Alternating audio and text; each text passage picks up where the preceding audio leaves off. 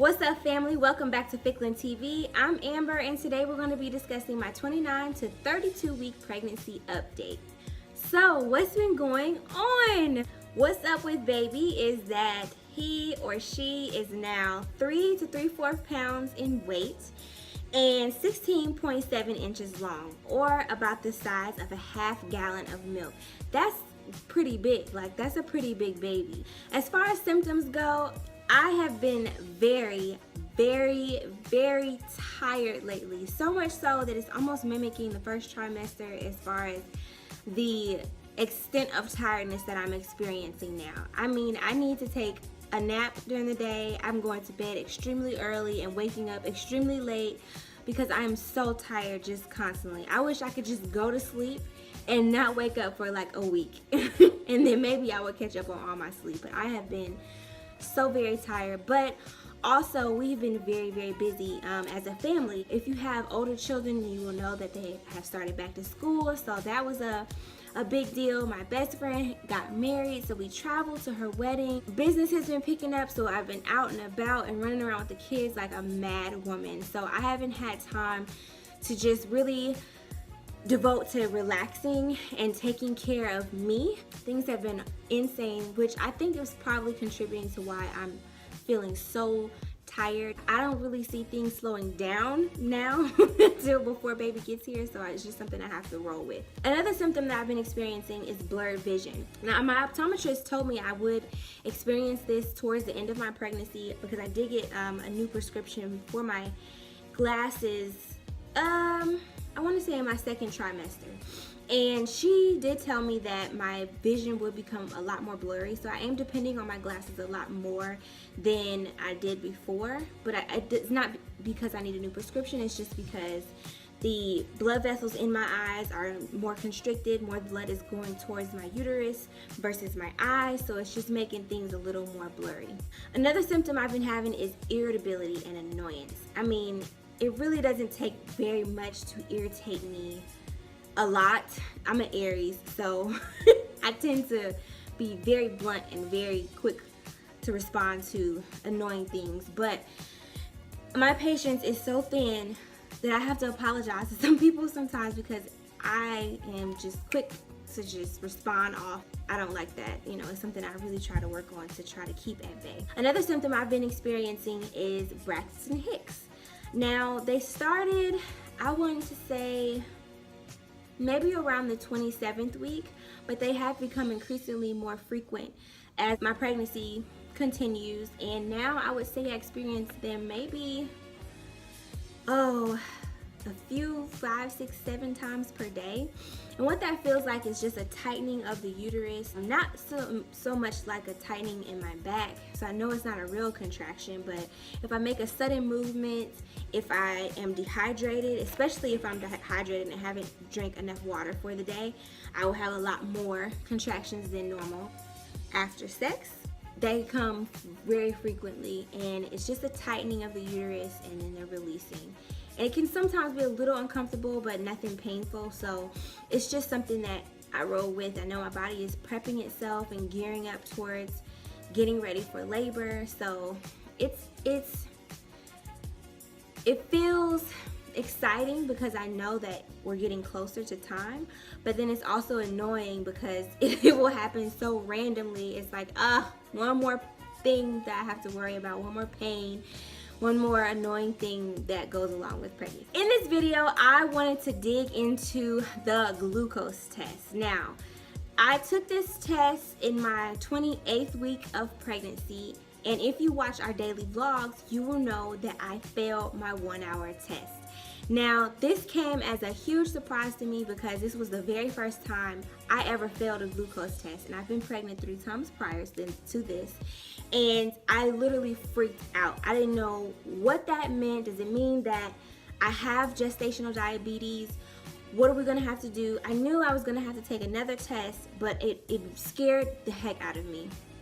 Now, they did come up with some new rules because they said that I didn't have to fast before I took my test. And of course, your girl, she's a little bit of a glutton. And I ate a cheesecake, chocolate cheesecake, the night before I was going in to take my test. I know, idiot. And I actually scored a 179 on the test. It should be anywhere between 60 and 130, and I got 179. So of course they called me back a few days later and like, you have to come back in for your 3-hour test. And so I'm like, oh my God, what do I need to do to pass? I don't want to have gestational diabetes, because if you have suffered from it in your pregnancies before, you'll know that it increases your chances. Excuse me.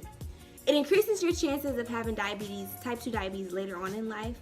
You can have a bigger baby, and I tend to normally have bigger babies anyway, but I know that it can affect their glucose. They can become diabetic. It's just a host of issues that I just did not want to deal with. So I talked to my nurse and I asked her, what exactly do I need to do to pass this test?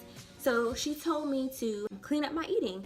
And to be quite honest with you, I haven't been eating as healthily as I should throughout this pregnancy.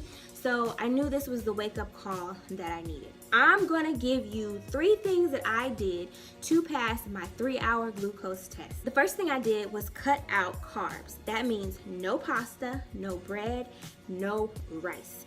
Anything with carbs in it, I abstained from. I did not eat it. Now, the timing between my results when they called me and taking my 3-hour test was 4 days. So for 4 days, I did not have a single carb at all. And it was difficult, let me tell you. The next thing I cut out were sweets. That means no cake, no brownies, no candy, no sweets whatsoever. I did not ingest a sweet at all for 4 days. The last thing I did was drink water only. No sodas, no fruit juices, nothing with a sweet in it.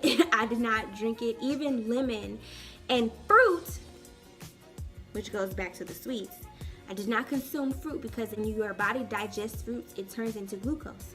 Didn't know that, but I did not eat it. So what I survived on for 4 days was basically protein and vegetables. So that was steak and broccoli, salmon and green beans, or spinach and chicken. That was basically all I ate for 4 days. Now, it was very difficult. I did have the sugar, what do they call it? It's like a sugar deprivation. Like, I was so angry because I did not have sugar, because your body's actually addicted to sugar if you eat it frequently. So I was just not a happy camper at all. I was ready to take this freaking test and get it over with, but it actually worked. When I did go back in to take my test, I had to fast 12 o'clock midnight the night before, all the way until after the test was over. So I was very, very hungry. And they took my blood. I drank the glucose drink, which wasn't that bad. A lot of people freak out about it, but it's not terrible. But it was very, very sweet because, remember, I hadn't drank any sweets or consumed anything sweet in 4 days. So it was extremely sweet to me. Once I took it, I did start feeling a little shaky. And she said that was normal because I hadn't consumed anything to eat in the past 8 hours.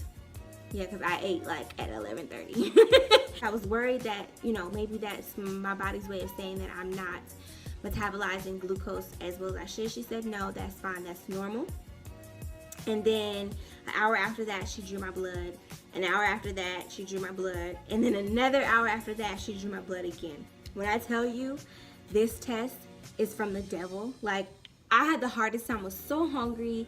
It was taking forever. Every time we went back into the lab, there was a kid screaming bloody murder for not wanting to get stuck by a needle, but who does? But I literally had marks up my arms. I'm like, oh, I look like a junkie.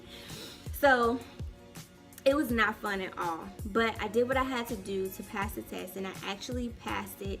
It was fine, everything came back clear. But another thing that I didn't realize that would happen from changing my diet is I lost 6 pounds in 4 days.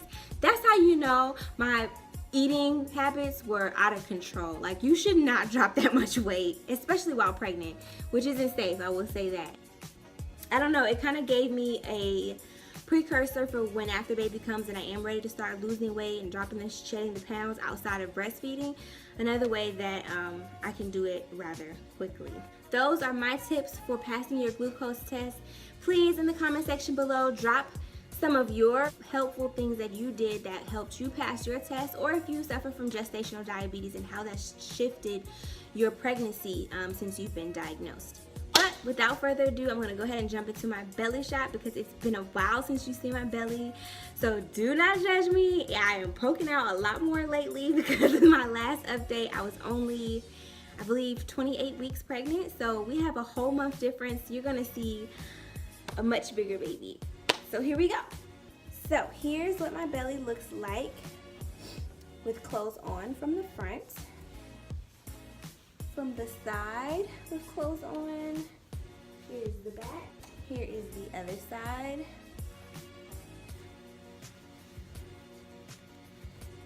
All right. Here is my belly from the front with clothes off. From the side. Here's the other side. That is it. So, we are getting very close, less than 10 weeks away until we are to meet our little baby. So I'm getting very excited and anxious about it. Thank you so much for joining me on this update. If you aren't already, please go ahead and subscribe. We would love for you to join us on this journey. And tap the bell next to the subscribe button so that you can be notified every time I post an update. I'll talk to you guys next week. Bye.